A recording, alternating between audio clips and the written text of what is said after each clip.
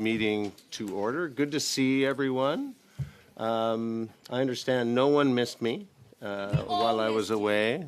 That's what I was looking for. I was looking for a little empathy there. But thank you, Mrs. Stubbs, for taking the gavel while I was away. Really appreciate it, and I'm sure it'll happen again sometime. So.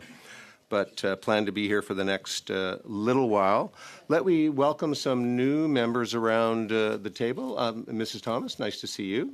Welcome. Mr. Rowe, you're kind of a regular now, so good to see you too. Thank you for joining us. And Mr. Clark joins us from the Liberal side. And we will now get underway, and I'm going to start, like we always do, by acknowledging we are meeting on the unceded territory of the Algonquin Anishinaabe Nation. We're at meeting 22 of the House of Commons Standing Committee of Natural Resources. And as we usually do, before we begin, I'd like to ask all in-person participants to read the guidelines written on the updated cards on the table. These measures are in place to help prevent audio and feedback incidents and to protect the health and safety of all participants, including our amazing interpreters. You will also notice a QR code on the card, which links to a short awareness video. Today's meeting is taking place in hybrid format. We have 2 participants virtually and 1 in person.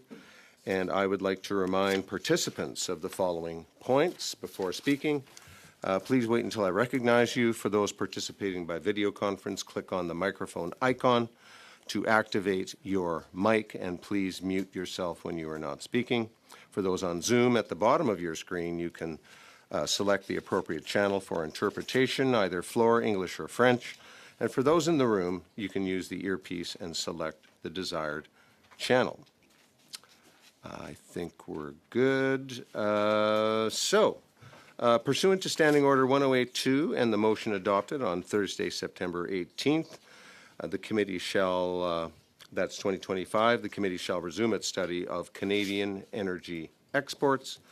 I would like to welcome our witnesses online. We have Lisa Baton, President and Chief Executive Officer of the Canadian Association of Petroleum Producers, CAP for short. Catherine Swift, President of the Coalition of Concerned Manufacturers and Businesses of Canada. Francis Bradley, President and Chief Executive Officer of Electricity Canada. You will each have 5 minutes for your opening remarks, after which we will open the floor to questions. And Ms. Baton, we're going to start with you. You have the floor for 5 minutes. Thank you, Mr. Chair, and to the members of committee for the opportunity to appear before you today and contribute to this critically important study. And I say critically important because expanding Canadian exports, particularly oil and gas, is one of the most effective ways we can strengthen our economy, improve our productivity, and safeguard our national sovereignty. It is very encouraging to CAP and my membership to have a federal government and members across parties looking to grow Canada's role as a global supplier of responsibly produced oil and gas. Let me begin with the global context. World events have substantially altered Canada's economic and geopolitical circumstances. The ongoing uncertainty with the Canada-US relationship in the context of global trade is putting Canada at risk. Other nations from China and Russia have shown that they will use whatever strengths they have to dominate or to control valuable resources, and in particular, oil and natural gas resources, because of the dominant role they play in the global energy mix today and will play in the future. Around the world, traditional drivers such as population growth and the rapid modernization of economies, especially in the global south, continue to push energy needs higher. In the global north, electrification, data centers, and artificial intelligence are escalating energy consumption at a pace few anticipated. Even with the continuing growth of renewables, the world will continue to rely on conventional energy for decades. Over the last 35 years, the share of hydrocarbons in the global primary energy mix has barely shifted from 85% in 1990 to roughly 80% today. We need to approach energy with an addition mindset. The growth of renewables will simply be layered on top of the growth of conventional energy in order to meet a voracious, growing global appetite for all forms of energy. The core question before us is not whether energy demand will continue to grow, but whether Canada will choose to help meet that demand. It is an urgent question for a resource-rich and trade-dependent nation like ours, where economic force and not market fairness is now shaping the rules. Today, most Canadian oil and natural gas exports are sold at a discount to a single customer, the USA, costing our economy nearly $50 billion over the past 15 years. This is despite Canada having one of the largest untapped resource endowments on the planet. Canada can and should be a global energy superpower. We're seeing the benefits when export infrastructure gets built.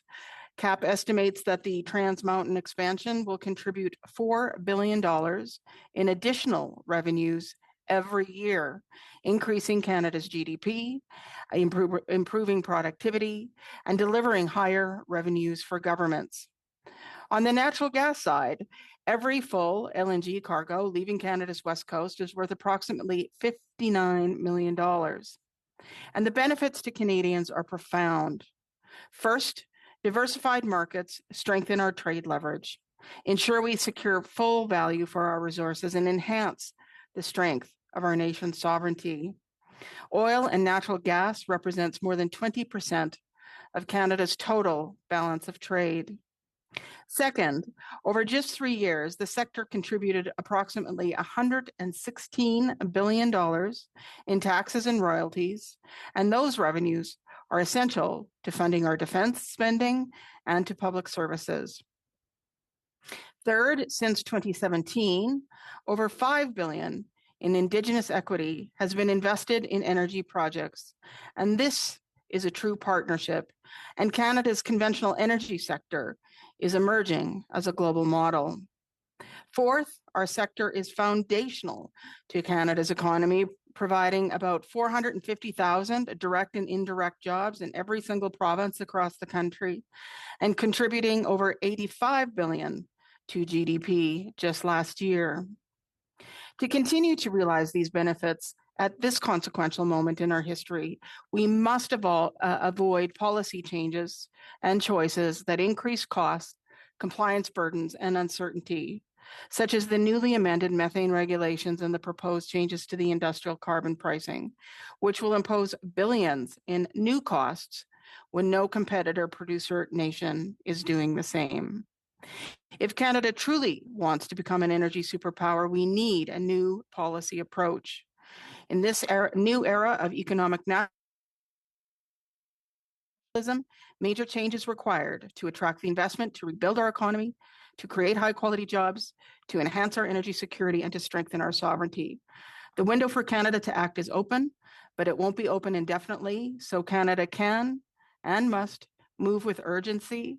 The future will require more energy, and if we set the policy conditions right, it will be more Canadian energy. Thank you for your time. I gave you a few extra seconds there, and oh, sorry about that. Swift, on to you for 5 minutes, please. Thank you very much. My organization, the CCMBC, represents the interests of small and medium-sized manufacturers and businesses in other sectors, but the preponderance of them are in the manufacturing sector. The Canadian manufacturing sector has been shrinking for some time.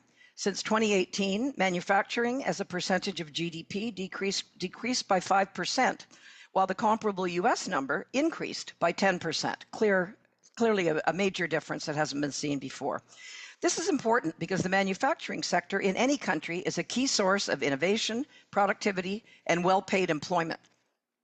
Manufacturing sector and the energy sector are closely linked, especially in Canada. Many manufacturing companies in Eastern Canada are heavily dependent on the oil and gas sector for their success. Too many Canadians believe that if punitive policies are imposed on the oil and gas sector, that's Alberta and Saskatchewan's problem, when in reality it significantly affects the welfare of the entire country. Manufacturing used to represent about 20% of Canada's GDP, whereas it now sits around 10%. And there's a lot of different reasons for that: growth of the service sector, technological change, different laws, regulations, and so on in different countries. The admission of China into the World Trade Organization in 2001 is often in hindsight viewed as a huge mistake, as much manufacturing in Western countries went to lower cost China, which does not observe the same environmental, human rights, wage, and other policies of Western nations. China also abuses intellectual property rights, dumps goods into Canada at unreasonably low prices, does not abide by WTO trade rules, and interferes in elections and other elements of our countries, including Canada. Our government's recent moves to bring us closer to China is a mistake for our manufacturing sector and our economy in general, not to mention our sovereignty. Much of the decline in manufacturing in Ontario and other provinces can be linked to the so-called green policies that drastically increase the cost of electricity. Manufacturers are big consumers of electricity and were made much more uncompetitive by these foolish policies. The industrial carbon tax and methane regulations that Ms. Baton referred to, they will fall heavily on the manufacturing sector and the energy sector, our two most productive sectors of the Canadian economy. We know that Canada has a serious productivity problem. To impose such an onerous regime, regulatory and tax, on the two sectors that contribute most to productivity, which is a proxy for our standard of living, is ridiculous. Once again, our businesses are being asked to compete with one hand tied behind their backs, as their foreign competitors don't face similar taxes and regulations.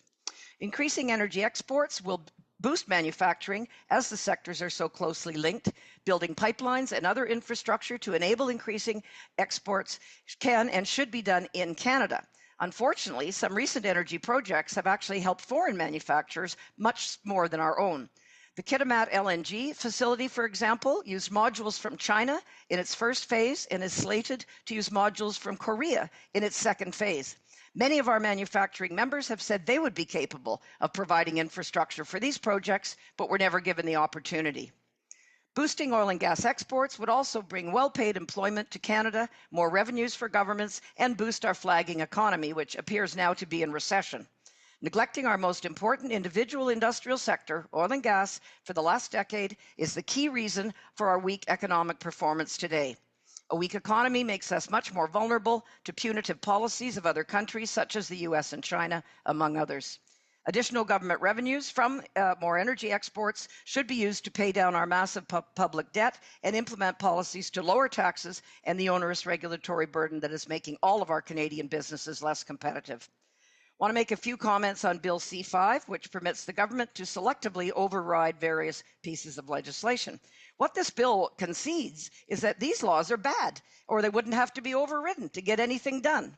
Why not get rid of the bad laws completely? The fact they sit on the books further discourages foreign and domestic investment, which has been fleeing Canada for years.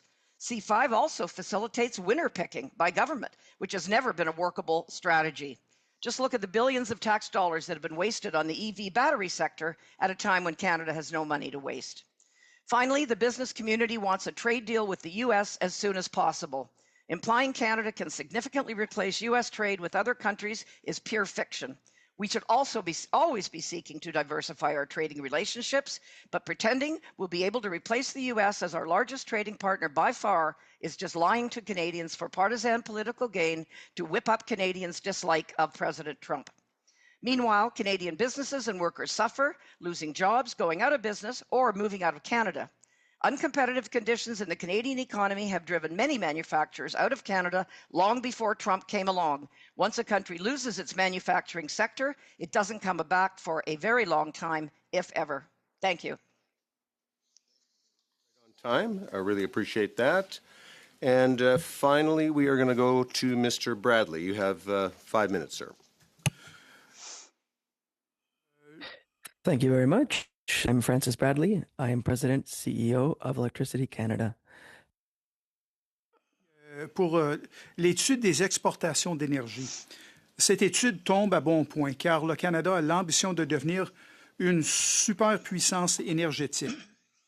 Canada has the ambition to become a superpower in energy. Electricity has a great role to play in this project. Electricity Canada is the national way for the sector of electricity. Our members produce, transport, and distribute electricity in each territory and province. Economy and is a competitive advantage for Canadian industry. These three stats demonstrate how exceptional our sector is. First, 84%. That's the percentage of non-emitting electricity generated in Canada. This makes our grid already one of the cleanest ones in the world. 99.98%. That's the reliability rate of our grid, ensuring the lights turn on when needed. And 51%. That's how much lower our electricity rates are compared to the OECD average, solidifying our competitive advantage over our peers.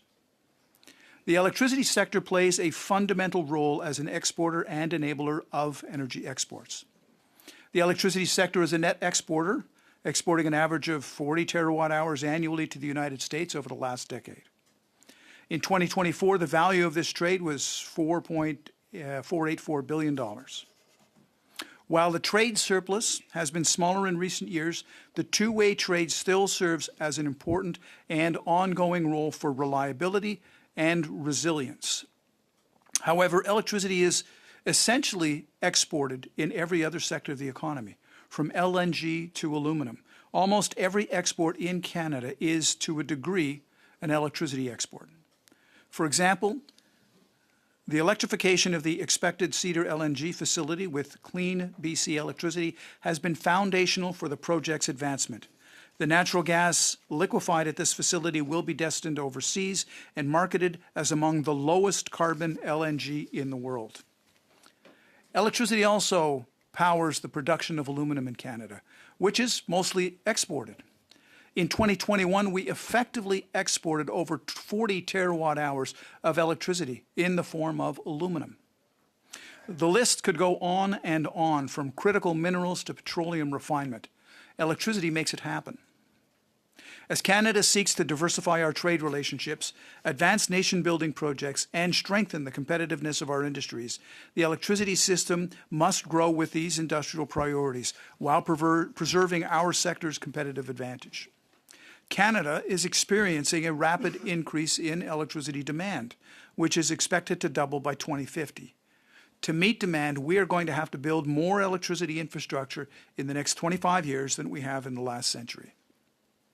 So our task is to build again, decisively and ambitiously, to grow the electricity system that is at the heart of Canada's long-term prosperity. Last month, we launched our 2026 State of the Canadian Electricity Industry Report, titled Forging Canada's Electricity Future, and it provides recommendations to support the government's ambitious goal of making Canada a global energy superpower. So to achieve this, we have three key recommendations. First, we must modernize our regulation for a 21st century electricity system. For starters, the government should implement a 2-year federal approval timeline for all electricity projects. Second, we must mobilize capital to finance the build-out. This means making the most of existing supports and removing barriers to investments, things like the Eiffel rules. Et enfin, nous devons renforcer. Finally, we need to strengthen the sector's capacity and resilience. In order to get there, we need to work with the sector to mitigate the impact of extreme weather events and to address the growing workforce shortage as well as problems relating to supply chains. We have the rare opportunity to unlock the potential of our country, and we must take advantage of it. Mr. Bradley. And now we're going to go to our first round of questions. And Mrs. Stubbs, we're going to start with you. Thank you, Chair. Thanks very much. Thank you to all the witnesses today for your messages of unity and calls for action for Canada to thrive, be self-reliant and self-sufficient, needed now more than ever before. Ms. Swift, I wonder if you've already actually sketched out part of what has occurred and why Canada is in this position that it is. I agree with you completely that there were many ways in which this has been self-inflicted. To both you and Lisa, do you have confidence that there will be the transformative change in policy and regulation that you require, given that the Liberals are talking about building big projects, but so far have brought in C5, which clearly indicates all the laws and regs that block projects, but haven't actually repealed or reformed any one of them? Maybe Ms. Swift will start with you, and Lisa, and with you. And if you want to add in there the points of competitiveness with the United States, I think that'd be appreciated. Yes. As the old saying goes, the best predictor of future performance is past behavior. As much of this current federal Liberal government is very similar to the ones that kneecapped pipelines in Canada for years, I would like to believe we are going to see a pipeline, but no, I don't have full confidence. I think we haven't seen action to date. We've seen things like MOUs, which are fine, and they do lay out certain details that are important to do so, but they're not binding by any stretch. I think it's talking with many people in the energy sector, and Lisa undoubtedly has a lot to say about that too. The whole notion of the carbon capture and storage as a precondition for a pipeline, among other considerations, is a hugely expensive thing. That do we really need such a massively expensive exercise to so-called decarbonize carbon, which makes you think of maybe water that isn't wet or something like that. That putting the price of a pipeline based on such things, I feel, is totally unnecessary. I know that carbon capture is feasible and all that has been proven and whatnot, but I think the cost of it merely drives up the cost of energy, something we already have an issue with in Canada, and of course makes us less competitive internationally. So I guess I have my serious doubts, but I'd sure like to be proven wrong. And Lisa may wish to comment, given that, of course, there were 2 private sector proposals for intergovernmental federal jurisdiction, but the federal government didn't use all of its tools to ensure those proposals. So they've abandoned the country, as have other companies building pipelines.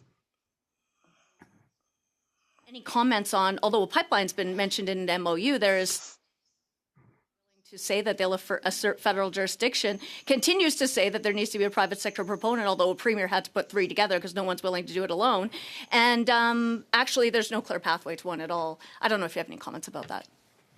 Sure. I would just say at the beginning, from CAP's perspective, we are pipeline agnostic. We do believe in fast tracking necessary infrastructure to develop existing and new markets as the best way to achieve Canada's vision to make our country into a global energy superpower. And CAP supports any new commercially viable capacity in respect of the pipeline.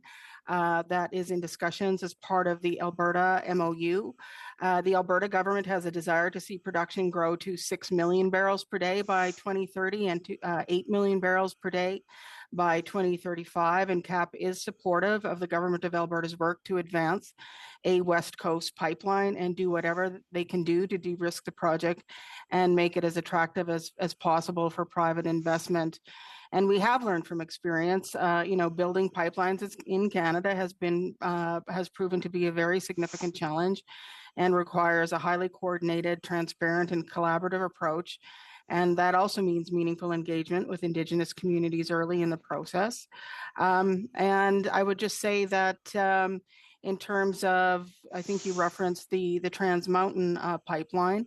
I think we've seen, as I've noted, in my Switch the oh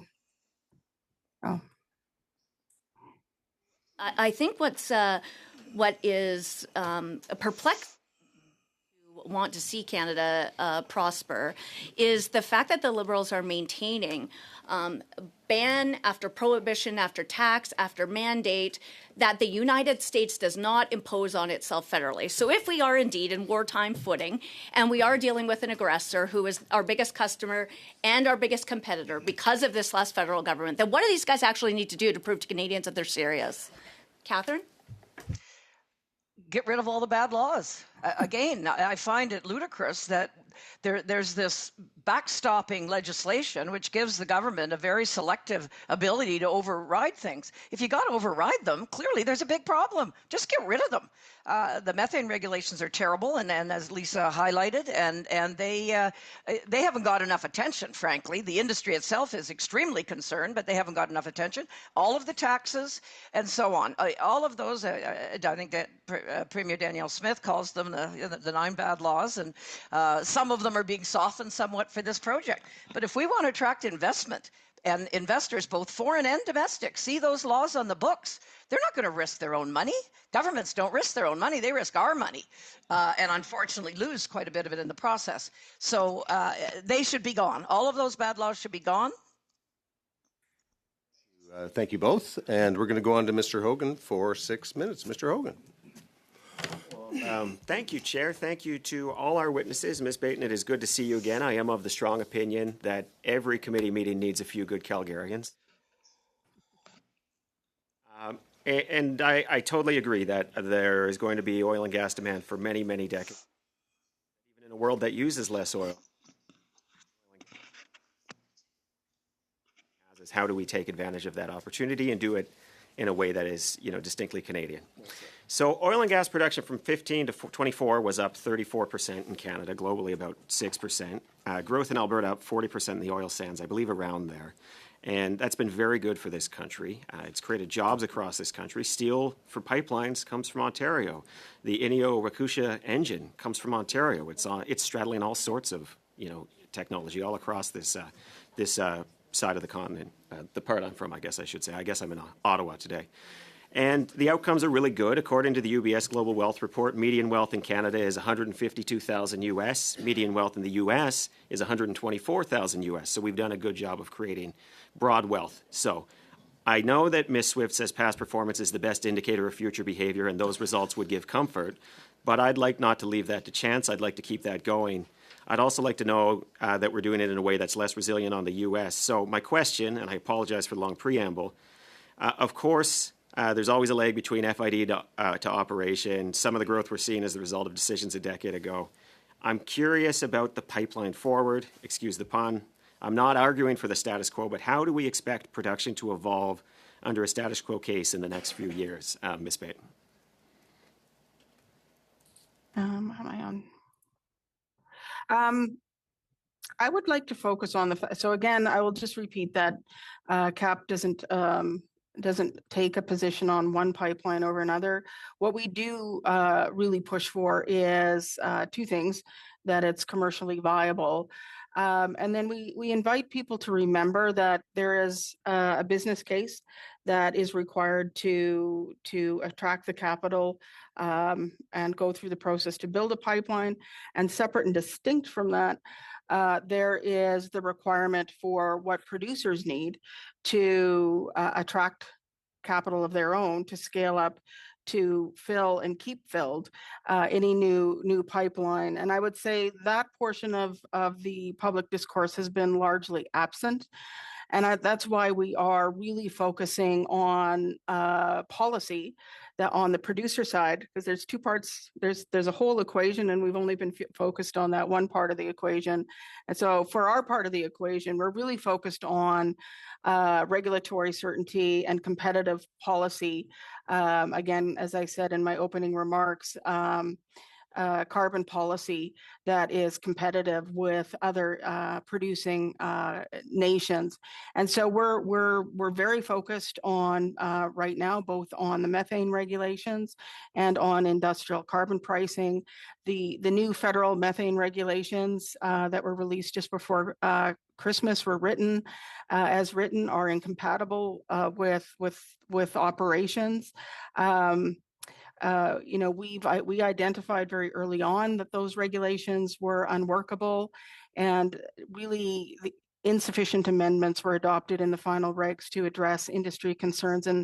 And by the federal government's own analysis, those new methane regs will place an additional net new $14.6 billion new compliance cost on the industry, when again, no other producing nation is doing that. And on the industrial carbon system, Canada's system really has to be competitive.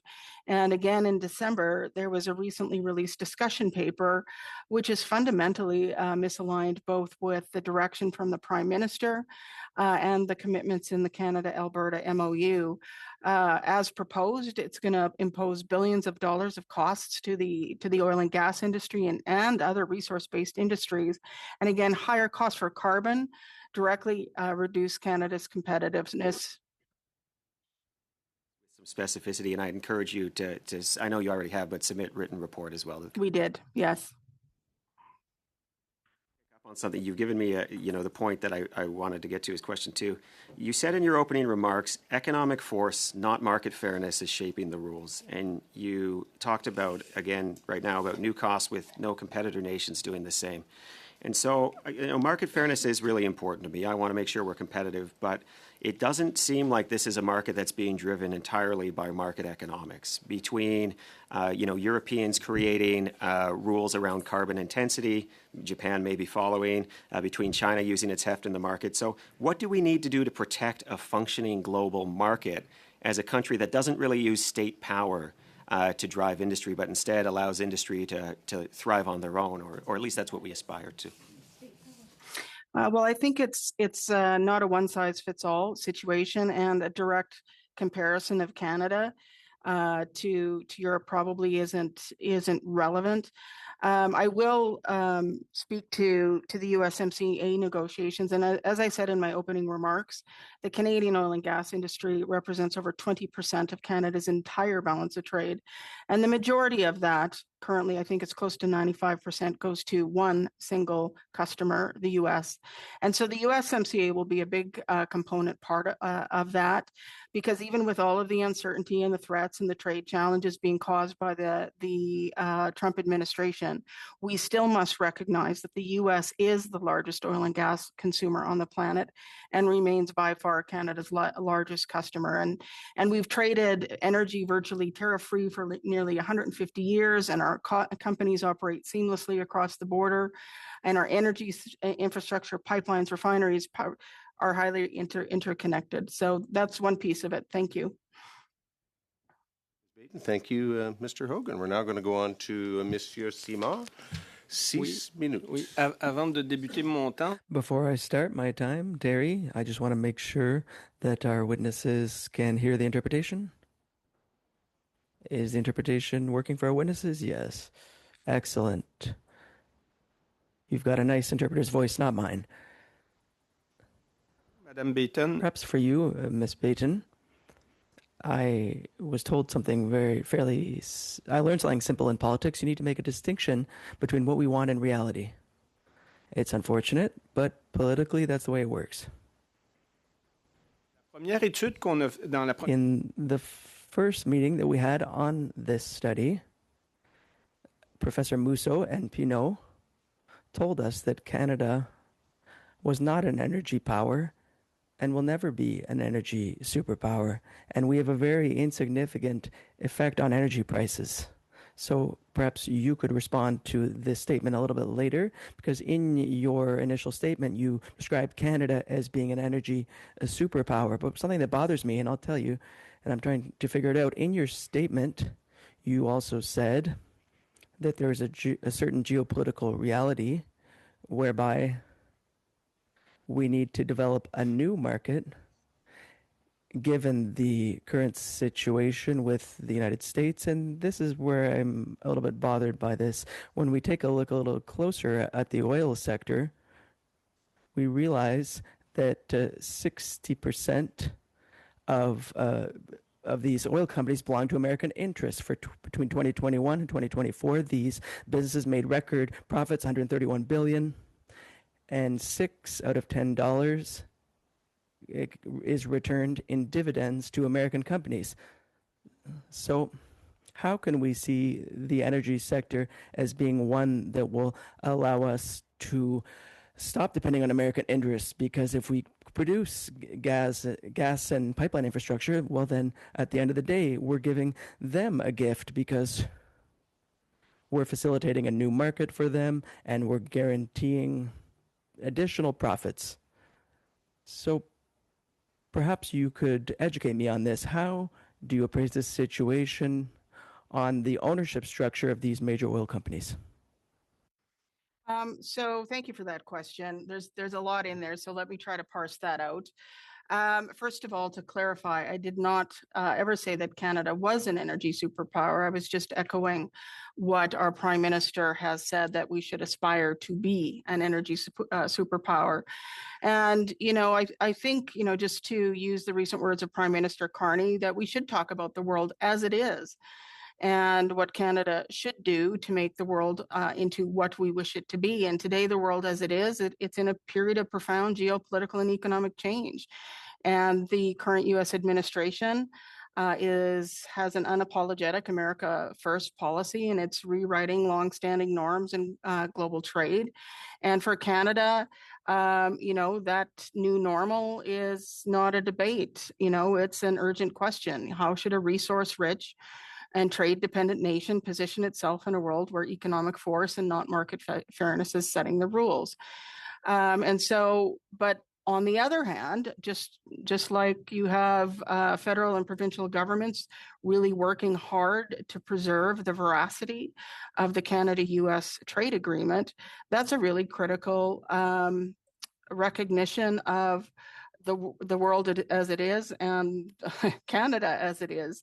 As I said in my previous remarks on USMCA, we over the last lost decade, there was decisions not to build east-west egress or tidewater egress, and we are now in a situation where 20% of our entire balance of trade goes north-south. And, you can't just lickety-split build a pipeline. So we also have to recognize the critical nature of preserving. Thank you. Sorry, I don't have much time. I appreciate your response. And yes, we need to see the world in a realistic way. And the world as it is shows us that the last pipeline infrastructure built, well, it was the federal government that paid for it. It cost $34 billion, and it wasn't a private business, or there was no private business that wanted to be involved in the project. Not only that, but today we pay $7 per barrel to use this infrastructure, Trans Mountain. So I'm wondering, how can a private business, without any public support today, accept to develop a pipeline infrastructure that will take years to build? Is there a market over the next 20, 30 years for Alberta oil, which can justify the type of investment, this type of investment from a private company? Or do we need to realize that we're going to have public investment to build a new pipeline? So if we take the world as it is, so I'd like to hear from you on this. I don't see any private actor that's willing to invest in a pipeline infrastructure. Well, let me take that in two parts. In terms of global demand, all credible energy forecasts going forward indicates that energy demand is going to be growing up and up, and we are going to need all forms of energy, renewables and conventional, to meet the ferocious and appetite for global energy. Larry Fink at BlackRock last year said we need to move away from an energy transition to an energy addition mindset, because the immensity of growing demand, particularly coming from AI, is really driving that. And then to the second part of your question on why TMX why TMX was publicly funded or paid for by the Canadian government. Regulatory certainty is required to have investor certainty. Canada does not have that at the moment, and that's why investors did not come to Canada. And that is the thesis that I have presented to the committee today. Thank you. Now, colleagues, we're going to move on to the second round, and we're going to start with Mr. Millette. Thank you. Mr. Bradley, you are the CEO of Electricity Canada. Thank you for your presentation. More specific question, to your opinion, what will happen in 2035 when Canada's clean electricity regulations take effect? And what will that mean for the average consumer's electricity bill and overall cost of living? Well, Mr. Chairman, the member asks a very pertinent question, and it has been a concern for our association. The clean electricity regulations are, well, I guess the discussion and dialogue around the clean electricity regulations are in a bit of a flux right now. We do see that it is part and parcel of a conversation, for example, between the Government of Canada and the Government of Alberta. But, ever since the beginning of this process, and once we saw the final regulations that came forward, we were very clear that, one, we felt that decisions around these matters should have been based upon the best estimates of the people that are actually running the electricity grids at a provincial level. And what they were telling us is that the clean electricity regulations as written would have a significant impact on the reliability and on the cost of electricity for customers in a number of jurisdictions in this country. So that is certainly still the case because the CERs are still on the books. What impact will it have on different provinces, if you can take the key ones? Well, I mean, I don't have like all of the details, but quite simply, the more carbon intensive the electricity system is in a province, the greater potential impact that will be on these clean electricity regulations. And so, while we're I'm from Quebec, where this is not an issue because we were lucky enough to have massive hydroelectric resources. The same is the case, for example, in British Columbia. But if you happen to be in a jurisdiction that doesn't have that resource endowment, so for example, Alberta, Saskatchewan, Nova Scotia, but even here in Ontario, the system operator here in Ontario has expressed concerns about the clean electricity regulations and the impacts that they might have even here in Ontario, and that is with not insignificant hydro resources here in Ontario and a very robust non-emitting nuclear sector as well. Okay, well, that takes me to my next question. So you mentioned the energy demand will double by 2050. So for the provinces that have the hydroelectricity has been maximized, who will become the lead in different type of electricities? So the view of our members has always been and continues to be that the future is going to be one where an all-of-the-above approach is going to be required. Because there are different resource opportunities in different regions, each region is going to have to look at what its opportunities are for non-emitting or lower-emitting energy resources, and with a doubling of demand, it is going to mean that we are going to have to essentially double down on nuclear. We're going to have to double down on hydro, wind, solar, storage, energy efficiency, and interconnections. That's the other thing that we need to recognize is that we've got 31 transmission interconnections between Canada and the United States. Historically, the bulk of the trade in electricity has been north-south, and much less of it is east-west. We're not advocating for a line that goes from one coast to the other, but a greater regional cooperation and collaboration is going to be part of this mix as well to be able to meet those challenges of the future. And we think the federal federal government has a role to play in terms of acting as a convener and in some instances as helping to facilitate some of that build-out that's going to be required on a regional basis for more transmission.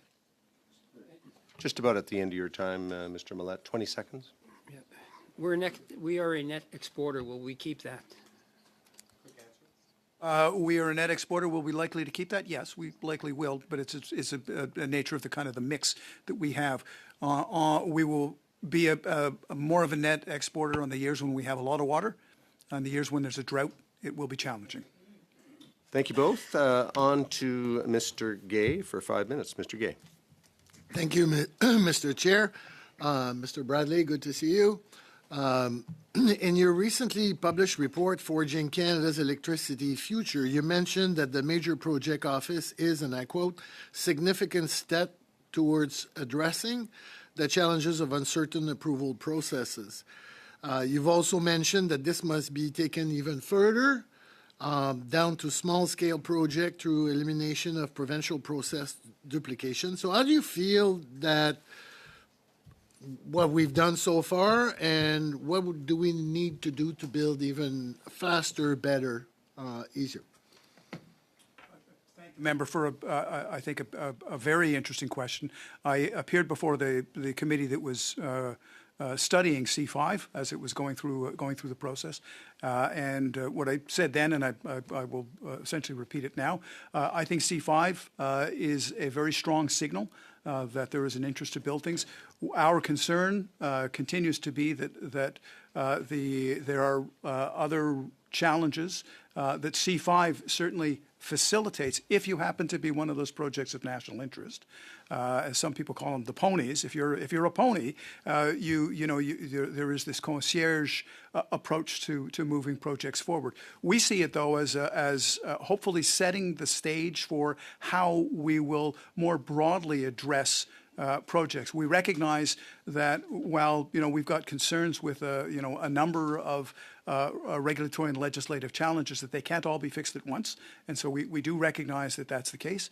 But we're hoping that the experience with the Major Projects Office and how it rolls out its programming can then apply to, for example, the medium and smaller projects, because our future isn't going to be just a handful of major projects. It's going to be hundreds, thousands of projects, and hopefully the work of the Major Projects Office is going to show us the way to be able to get projects built more efficiently. But we still do have to address some of those core fundamental issues with impact assessment and the Fisheries Act and so on. Thank you, Mr. Bradley. I want to pick up on a question that Mr. Millette asked you earlier and give you more time to talk about that. In terms of, talk to me about the importance of intertie versus, because this study is about exporting and unleashing Canada's export of energy. There's deregulation from clean energy in the U.S., but some governors, I was seeing today Premier Houston with the governor of Massachusetts, there's a big demand in some states in the U.S. for clean Canadian electricity, but there's also the requirements for the intertie for us in helping the demand within Canada. So how do you see this playing out? It is a very complex situation. Some people have suggested that what's referred to as the Eastern Electricity Interconnection, so basically all of Eastern North America is interconnected and operates as a single machine. They say it's the largest machine in the world. It is incredibly complex. We will always be, because of that, we will always be interconnected with the United States. The question, though, is can we improve, to begin with, some of our interconnections in Canada to the benefit of Canadians? Also recognize that, as I said in my comments, when we think about electricity and electricity trade, it isn't just kilowatt hours. It's products, it's aluminum, it's a wide variety of these things, and so we would like to see certainly the expansion of those. But when you look at an overall North American grid, yes, Americans certainly over the longer term are going to be interested in potentially clean kilowatt hours coming from Canada. But in the instance and in the case of, for example, the the Northeast and their desire to one day develop offshore wind, what they're going to want from Canada is not necessarily our kilowatt hours. They're going to want our capacity. They're going to want to be able to interconnect into our system so that essentially, basically, the hydro systems in Canada, the major hydro system in Quebec, can act as a buffer and a battery for their system, because they will not be able to operate, for example, a standalone offshore wind system if it isn't interconnected with a more reliable system. So I think there will be North American overall benefits towards this, but there will also be those regional benefits that. Well, and the nuclear from Ontario, absolutely. And another thing I would mention about. Thank you. That's your time. Unfortunately, you can address it at another time. But it is so. It was an interesting question. Well, you will have an opportunity in just a few minutes, Mrs. Stubbs, to have a follow-on. But we're to Mr. Samar for 2.5 minutes. Merci Thierry. Thank you, Terry. Very interesting. We had Professor Musso earlier this week who explained this whole dynamic of the electricity sector where we need to manage points and how a Hydro-Quebec can act as a battery, which would be helpful. And what's interesting and what Professor Musso mentioned was the technical advances. Right now, wind power, solar, and with new battery systems and all the advances in storage mean that we can have a lot more predictability in terms of these technologies. But the major problem, according to the professor, and I'd like to hear from you on this, is that Canada invests very little in these technologies. We're not at the forefront in terms of these storage techniques. He provided the example of thermal pumps. So I'd like to hear from you on this. I think that this is an important thing to invest in. That is to say, these technologies which would allow us to have more clean electricity. Yes, I completely agree with the professor. On the other question, though, was to what degree can we develop technologies here in Canada? To what degree can we, for example, build and have supply chains that we can count on in this country? And I would absolutely agree that we are not spending enough on research, but we have the opportunity, because of the basics of our electricity system, we have the opportunity to be once again the global leaders. A generation ago, we were absolutely the leaders in long-distance transmission, in major hydroelectric developments. We built with ambition in the 1960s and the 1970s. The other thing we did, though, and that's where I was about to head before, the other thing we did is we also built an incredible supply chain, for example, with respect to nuclear. Our CANDU technology is a Canadian technology. It continues to deliver. The supply chain is within this country. And so as we look to hopefully the next generation of ambition, as we build forward, as we try and figure out how we're going to take advantage of new storage opportunities, that we have we're building the technology here in this country, and we have a supply chain here in this country. Rapidement, sans vous faire. And very quickly, without asking you to commit, just given the spirit of our report, is the government's proposal with financial support for clean electricity, it's all well and good, but would you agree that the blind spot is in the development of these supply chains and support for these supply chains? Perhaps that's the government's blind spot. Supply chains, absolutely. This is something that we absolutely have to address, and it's in our report. You can pick that up with another questioner if you want to add to that answer. And Mrs. Stubbs, back to you for 5 minutes. Please. Thank you, Chair. Or submit in writing so that the committee can use it.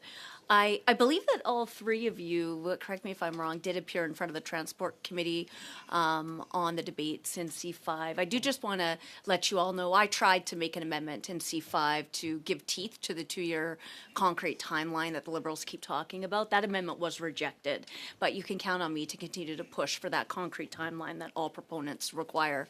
So given that all three of you did participate, I think, Ms. Baton, I'm pretty sure you were there too, or maybe you weren't, but you'll correct me. Either way, I know you'll have important things to say. I am deeply concerned because I also asked this government to define for all Canadians what they mean by the national interest. And just a couple of months ago, you may know that they have refused to define the national interest. So to give everybody an update, so far the minister has announced 11 projects for referral to the Major Projects Office. But in fact, only the Crawford Nickel cobalt mine is actually in the process of undergoing federal regulatory review.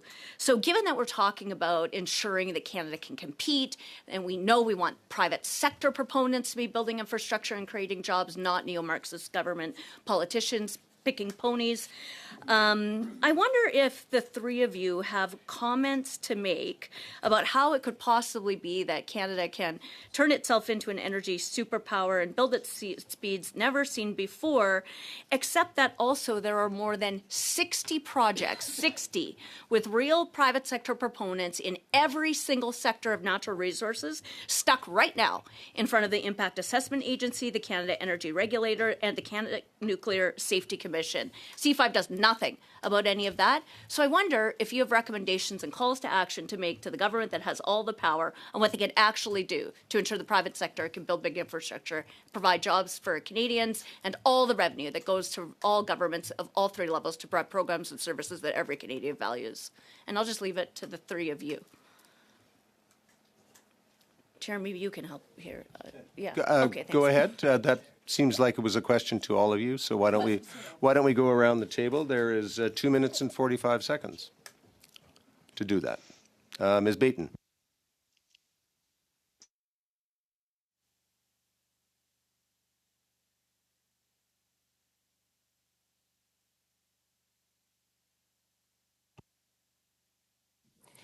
Yes, thank you for that question. We definitely support work to advance major projects and advance them with alacrity. We have tangible examples around the globe where other countries are able to build major projects with speed. Germany, I think, built count them three, new LNG import facilities in a year. And the average time to build a project in Canada is somewhere between 9 and 16 years. So if we do want to be ready for the current new normal before us, we really have to have a profound policy reset to ensure that not only that more projects get built, but more projects get built with speed. And for us on the producer side, again, we'll leave pipelines to build pipelines, but we're concerned about what we need to do to scale up and fill and keep filled any new LNG export facility or any new oil or gas pipeline. And for us, that is the policy reset. And for us right now, the number 1A and the number 1B is the industrial carbon pricing system and the new federal methane regs. Thank you. Yes, thank you. I agree with what Lisa said there, but also, I mean, we've had an awful lot of talk and very little action. Approvals are one thing, but until we see some very tangible signs. The problem with C5 is well, there's a number of problems, but one of the main ones is subjectivity.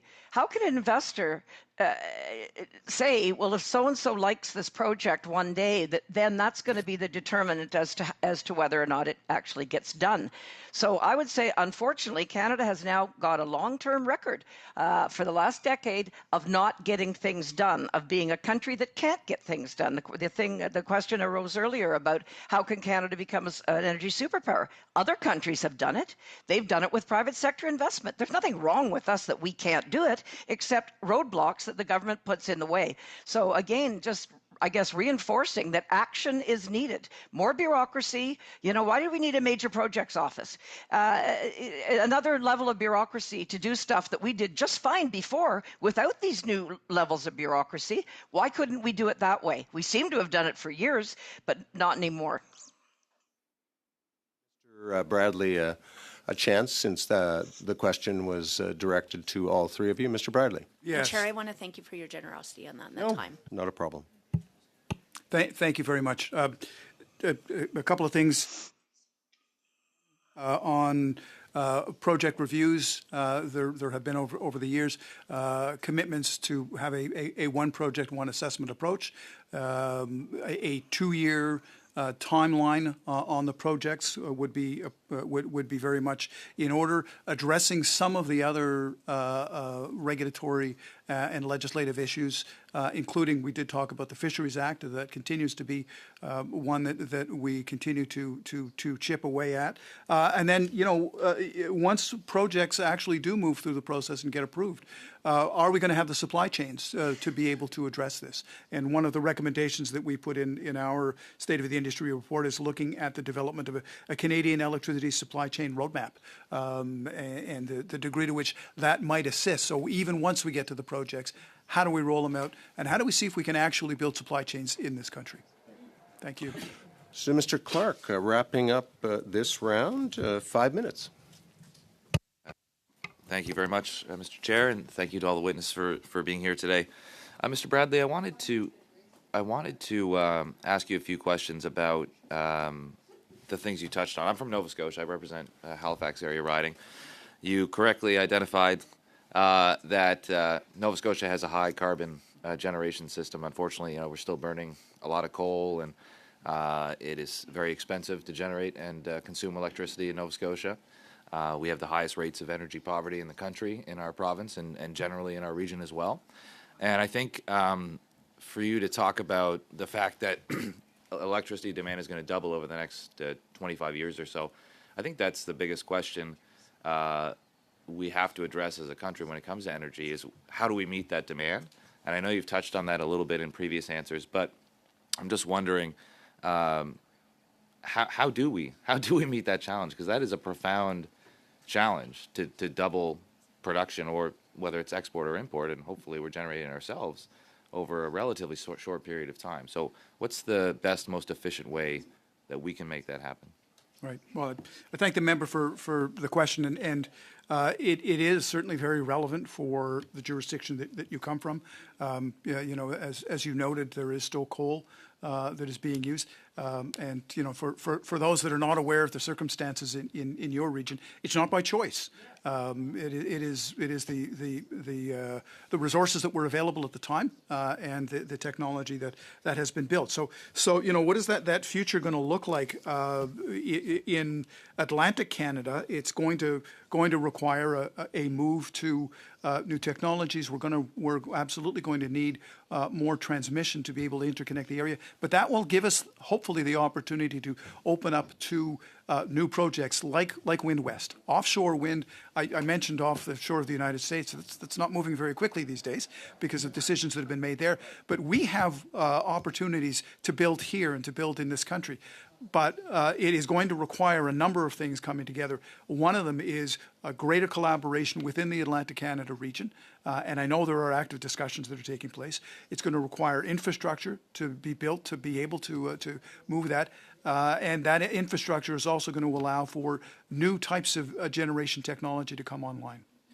And I'm glad that you mentioned Wind West, and it's a major project and concept that evidently I'm very much supportive of, and I know that our region is, in general, as my colleague mentioned, the Premier is actively working with governors in northeastern U.S. on potential agreements when that comes online. So could you just give me your views on whether it's that project in particular or the potential of offshore wind in general in meeting that huge demand ask that we talked about?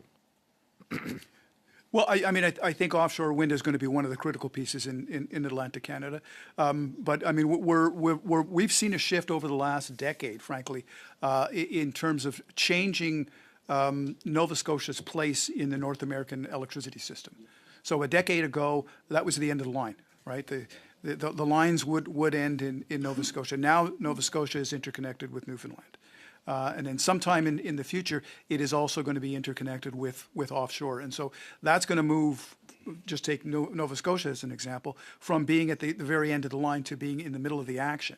And so, when we talk about what are the prospects for economic development in the region, this is again going to be something that will be I think critically important for that. One of the other things that was said earlier, though, was that, we're going to have to build twice as much. Well, I don't think we are. I think we're also going to have new technology coming in online that is going to mean we don't have to double what we build because we're going to use the system more efficiently. And the example I like to use is the technology hasn't yet been implemented, but I drive an electric vehicle. I have basically I have an 82 kilowatt hour battery that just happens to be bolted onto 4 wheels. It spends 95% of its time sitting plugged in front of my house. And we've got, hundreds of thousands of these on the road. Soon we're going to have millions of these on the road. We tap into these and, again, it is how can we more effectively and efficiently use the technology that we've got. And we've got Canadians that are working on developing those types of technologies. Okay. Thank you. Our Yeah, time we're at time. is Thank you. come to an end, Mr. Clark, and let me end by thanking our witnesses for joining us this afternoon. Hope you enjoyed the questions from our members. Very respectful dialogue, I thought, today, as it usually is. And thank you for joining us. And again, if you would like to present a brief, we would welcome that so that you can delve in a little more detail in some of the things you've talked about today. So thank you very much.